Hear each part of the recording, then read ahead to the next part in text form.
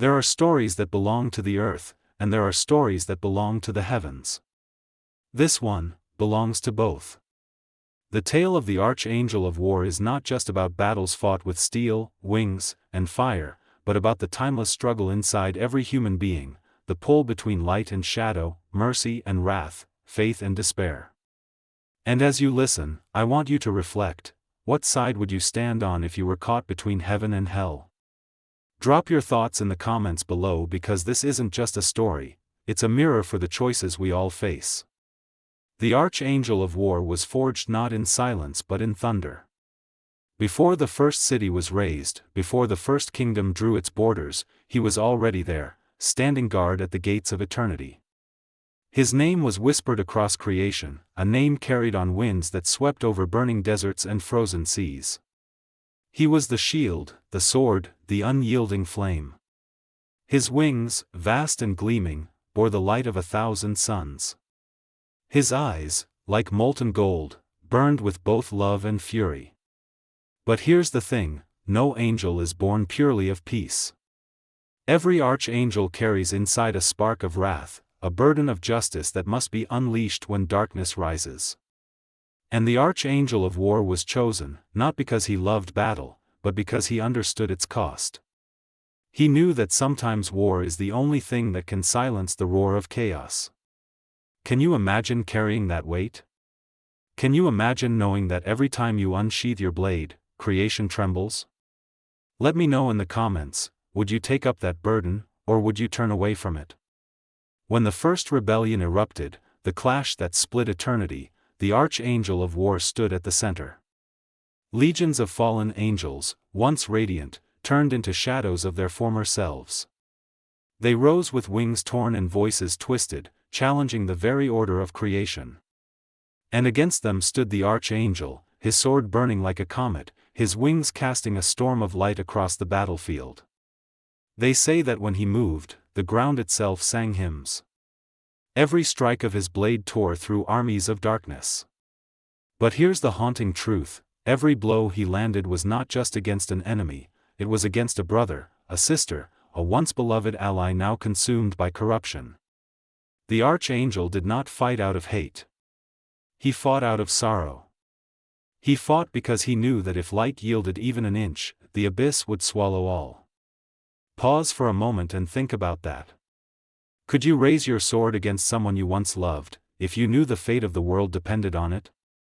Comment below: I want to hear your answer, because that's not an easy choice. The war raged for ages, though in the timeless realm, ages could mean seconds or centuries. Firestorms tore across heaven's skies. Seas boiled. Stars dimmed under the weight of battle. Through it all, the Archangel of War never faltered. His voice carried commands like rolling thunder. His presence was the anchor that held the legions of light together. Without him, heaven would have fractured. But here's the paradox: though he was the embodiment of war, his heart longed for peace. He never sought glory. He never asked for worship. He wanted only one thing: to see creation free of chains. To see humanity rise, unshackled, uncorrupted. And so, when the rebellion was finally crushed, when the fallen were cast into the abyss, the Archangel of War did not celebrate. He wept. Because victory, in war, is never clean. And I want to ask you, when you think of victory, do you see it as triumph, or do you see it as tragedy? Drop your thoughts below, because this is something we often overlook. But the story doesn't end there. In fact, it begins again, because war never truly dies. The Archangel was tasked not only with defending heaven but also with guarding humanity. He descended through storms of fire and light, walking unseen among men and women who had no idea of the eternal struggle raging just beyond their vision. Every empire that rose, every tyrant who sought to enslave, every army that burned villages and cities, behind it all was a whisper of darkness, a shadow trying to corrupt the heart of humankind. And every time, the Archangel of War stood against it. Sometimes he appeared as a blazing figure with wings spread wide, scattering armies with a single strike. Other times he came as a whisper in a warrior's ear, giving courage when despair nearly crushed them. And sometimes, just sometimes, he came as nothing more than a gust of wind on the battlefield, turning the tide when all seemed lost. Do you believe in that? Do you believe that unseen forces guide our world in moments we can't explain? Tell me in the comments. I want to know how many of you have felt something greater than yourself steering your path. In the vast expanse of eternity, where the stars whisper secrets to the void and the winds of time carry echoes of forgotten battles, there exists a being whose presence has woven itself into the very fabric of human history. He is the Archangel of War, a celestial guardian forged in the fires of creation itself. Not a harbinger of destruction, as some might mistakenly believe, but a sentinel against the chaos that threatens to unravel the fragile tapestry of existence. His wings, vast and shimmering with an ethereal light that defies mortal description, span the horizons of both heaven and earth. His sword, forged from the essence of fallen stars, gleams with a brilliance that cuts through the darkest shadows. Yet, beneath this imposing form lies a soul burdened by the weight of millennia. Through countless wars of men, the Archangel was there. From the primal clashes in ancient valleys, where warriors clad in crude hides swung stone axes under the watchful gaze of primitive gods, to the thunderous barrages of cannons on blood-soaked fields of Europe, he stood vigilant. He witnessed the fall of Troy, where heroes like Achilles and Hector danced their deadly ballet amid the ruins of pride and betrayal. He hovered unseen over the sands of Marathon, where Persian arrows darkened the sky like a swarm of vengeful locusts, and Greek hoplites held the line with shields interlocked like the spines of a defiant beast. In those moments, he did not intervene directly. His role was not to alter the course of free will, but to ensure that the balance between light and darkness remained, that the encroaching void did not swallow all. As centuries bled into one another, the Archangel observed the evolution of conflict. The roar of Roman legions marching across empires, their sandals pounding the earth like the heartbeat of conquest. The silent arrows of Mongol hordes slicing through the air, carrying the whispers of Genghis Khan's unyielding ambition. He was there during the Crusades, where faith twisted into fanaticism, and knights in gleaming armor clashed with Saracen blades under a merciless sun. The air thick with the scent of sweat, blood, and incense, he watched as men invoked divine names to justify their slaughter, all while the true divine wept in silence. But it was in the modern era that the weight grew heaviest. The trenches of World War I, muddy graves where soldiers huddled like ghosts in the fog, poison gas drifting like malevolent spirits. The Archangel's wings stirred the air above no man's land, his presence a faint glimmer amid the artillery's deafening symphony. He saw the mechanized horrors of World War II, tanks rumbling like iron behemoths across scorched earth, bombers unleashing hellfire from the skies. Hiroshima and Nagasaki, flashes of light that mimicked his own celestial glow, but born of human ingenuity turned to annihilation. In Vietnam's jungles, where guerrilla shadows danced with flames, and in the deserts of the Middle East, where drones hummed like distant thunder, he remained. Through it all, he never abandoned his duty. Yet, each conflict etched deeper scars into his immortal essence. And this is where his story becomes almost human. Because he began to ask questions. In the quiet interludes between battles, when the world paused to catch its breath, the Archangel would retreat to the ethereal realms. There, amid clouds that shimmered like molten gold and rivers of starlight that flowed eternally, he pondered the futility he had witnessed. Was war truly the only way? Humanity, with its boundless potential, reached for the stars, literally, in rockets that pierced the heavens, yet repeatedly succumbed to the basest instincts. Greed that hoarded resources while others starved, pride that built empires on the bones of the oppressed, fear that ignited powder kegs of paranoia. Over and over, the cycle repeated, a golden age of progress, shattered by the hammer of conflict. He wondered if there could ever be a peace strong enough to end it all. A harmony not imposed by force, but born from within. He had seen glimpses, treaties signed in opulent halls, hands shaken across divides, movements of non-violence that toppled tyrants without a single shot fired. Gandhi's salt marches, king's dreams echoing through Washington, the fall of walls in Berlin. These were sparks, fleeting but fierce, suggesting that perhaps humanity could transcend its shadows. But always, the darkness crept back. New wars, new weapons, new justifications. If humanity kept choosing destruction, was he fighting for something that did not want to be saved? The question gnawed at him like a thorn in his divine flesh, making him feel, for the first time, the sting of doubt. Think about that.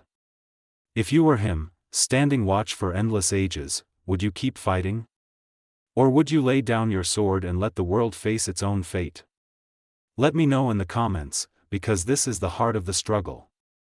It's a dilemma that echoes in our own lives, doesn't it? When we face personal battles, against illness, loss, injustice, do we persist, or do we surrender? The archangel's introspection mirrors our own, reminding us that even celestial beings grapple with purpose. One night, though time in heaven doesn't follow the rhythm of earth, where days bleed into nights in an endless cycle, he descended once more to the mortal plane. The battlefield he chose was a forgotten corner of the world, a place where civil war had ravaged the land for decades. Villages lay in ruins, their thatched roofs collapsed like defeated soldiers. The ground was a mosaic of craters, each one a testament to humanity's ingenuity in destruction. The air hung heavy with the acrid smell of gunpowder and charred wood, mingled with the metallic tang of blood. Silence reigned, broken only by the distant crackle of dying fires and the soft, agonized cries of the wounded, like ghosts lamenting their unfinished lives. The archangel walked among the fallen, his footsteps leaving no imprint on the bloodied earth. His wings folded close to his body, their light dimmed to avoid startling the few survivors who clung to life.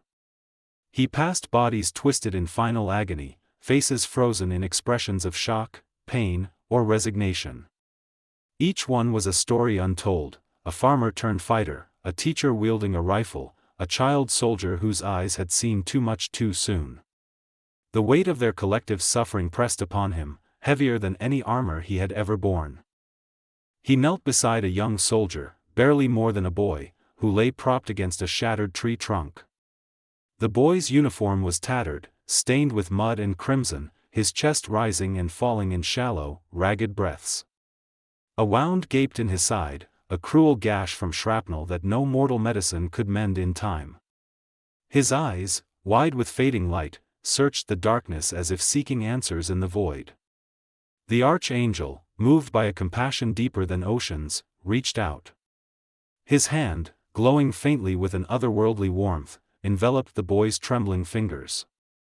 The touch was like a balm, easing the boy's pain if only for a moment. "Did we win?" the boy whispered, his voice a fragile thread in the night. The archangel looked at him with sorrow in his golden eyes, eyes that had beheld the birth of galaxies and the death of empires. He could have lied, weaving a comforting illusion of victory to ease the boy's passage.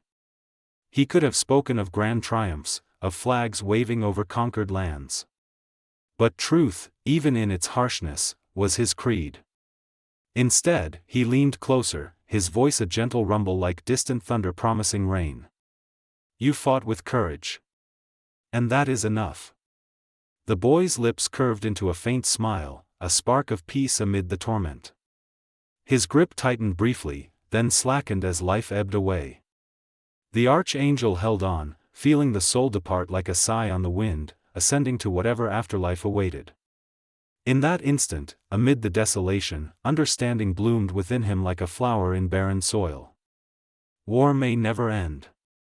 Darkness may rise again and again, cloaked in new forms, ideologies, technologies, ambitions.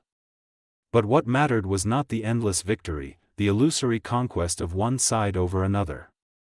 What mattered was the courage of those who refused to bow. The flame inside mortals, fragile yet unyielding, that flickered defiantly against the gale. It was in the mother shielding her child from bombs, the dissident speaking truth to power, the stranger extending a hand across divides. That indomitable spirit was worth fighting for. That was worth every scar etched into his wings, every tear shed in silent vigils, every battle waged in the shadows. Do you agree? Do you think courage means more than victory? Comment below, I really want to know where you stand on this. In our daily lives, we chase wins, promotions, accolades, validations, but perhaps it's the quiet acts of bravery that define us. Standing up to a bully, admitting a mistake, persisting through failure. These are the true battles, fought without fanfare. From that epiphany onward, the archangel's vigilance took on a new hue. He no longer saw humanity solely as perpetrators of endless strife, but as bearers of potential light. He began to influence in subtler ways, not violating free will but amplifying the sparks within. In the American Civil War, he whispered resolve into the hearts of abolitionists marching through Georgia's fields, their feet blistered but spirits unbroken. During the suffragette movements, he fueled the determination of women chaining themselves to railings, demanding voices in a world that silenced them. In the face of genocides, from Armenia to Rwanda, he bolstered the rescuers who hid the persecuted at great personal risk, their courage a beacon in the abyss. Yet, doubt lingered. He questioned if his efforts were enough. In the Cold War's tense standoffs, where nuclear arsenals loomed like Damocles swords, he watched leaders teeter on the brink, fingers hovering over buttons that could end it all. He felt the collective fear of billions, a psychic weight that even he strained under. And in the digital age, where wars waged not just with bullets but with bytes, cyber intrusions, misinformation campaigns, drone strikes guided by algorithms, he adapted. His sword now gleamed in virtual realms, cutting through digital veils to expose truths hidden in code. The Archangel of War remains. Even now, as nations rattle sabers over resources dwindling like sands in an hourglass, he stands guard.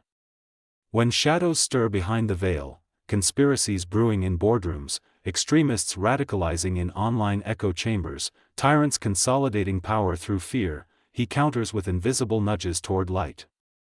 You may feel his presence in unexpected ways. In the rush of adrenaline that surges when you stand against injustice, be it protesting in streets slick with rain or calling out wrongdoing in a quiet office. In the quiet voice that whispers, "Do not give up," during your darkest hours, after a loved one's loss, a dream's shattering, a failure that feels insurmountable. In dreams where wings unfurl and fire dances, leaving you waking with a sense of familiarity, as if recalling a long-lost memory. That's him. That's the Archangel of War, still fighting, still guarding, still believing that humanity can rise above the endless cycle of destruction.